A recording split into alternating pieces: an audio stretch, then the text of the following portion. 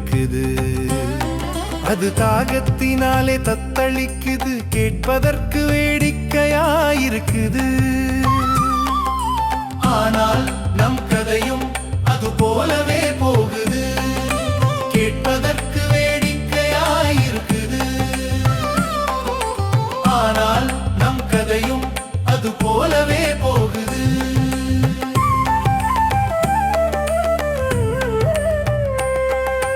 மானின் வயிற்றில் கஸ்தூரி மணம் இருக்குது, அது காடு முழுதும் அதனை தேடி அலையுது. மனிதன் உள்ளேயும் கடவுள் வீற்றிருக்கிறார், ஆனால் கடந்து உள்ளே செல்ல ஏனோ மறுக்கிறார். தண்ணீரிலே மீன் ஒன்று தவிக்குது, அது தாகத்தினாலே தத்தளிக்குது, கேட்பதற்கு வேடிக்கையாயிருக்குது.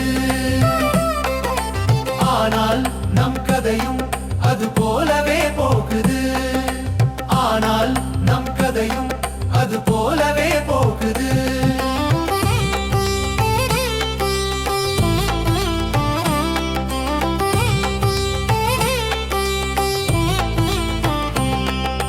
வண்டு சென்று பூவில் தேனை தேடுது, அந்த போதையிலே மதிமயங்கி போகுது. வாழ்வினிலே நாமும் அது போலோடியே மாயை மயக்கத்திலே மயங்கி உறங்கி போகிறோம்.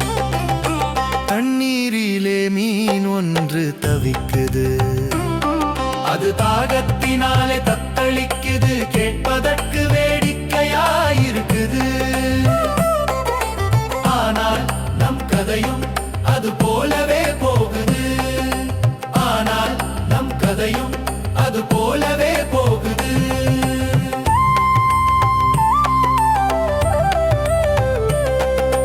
மாமுனிவர் தியானம் செய்யும் உணர்வது மற்றும் மாமரைகள் போற்றுகிற பொருளது.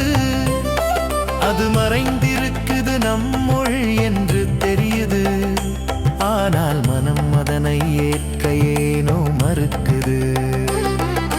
தண்ணீரிலே மீன் ஒன்று தவிக்குது, அது தாகத்தினாலே தத்தளிக்குது, கேட்பதற்கு வேடிக்கையாயிருக்குது.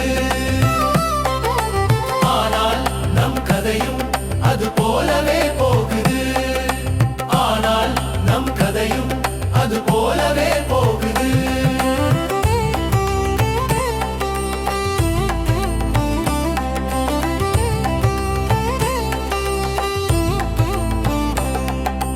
உள்ளத்திலே உள்ளதனை வெளியிலே உள்ளதென்று ஊரெல்லாம் சொன்னார்கள். வெளியில் தேடு என்று சொன்ன வார்த்தைகள் அவை வேதனையை தோற்றுவிக்கும் வார்த்தைகள். தண்ணீரிலே மீன் ஒன்று தவிக்குது, அது தாகத்தினாலே தத்தளிக்குது, கேட்பதற்கு வேடிக்கையாயிருக்குது. ஆனால் நம் கதையும் அது போலவே போகுது, ஆனால் நம் கதையும் அது போலவே போகுது.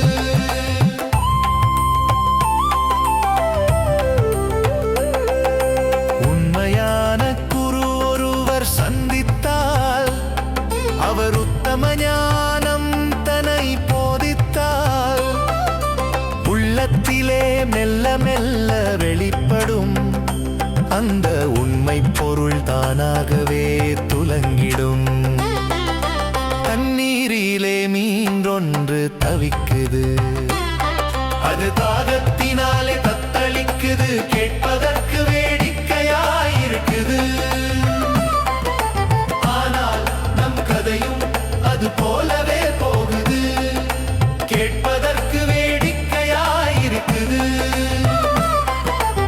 ஆனால் நம் கதையும் அது போலவே போகுது, ஆனால் நம் கதையும் அது போலவே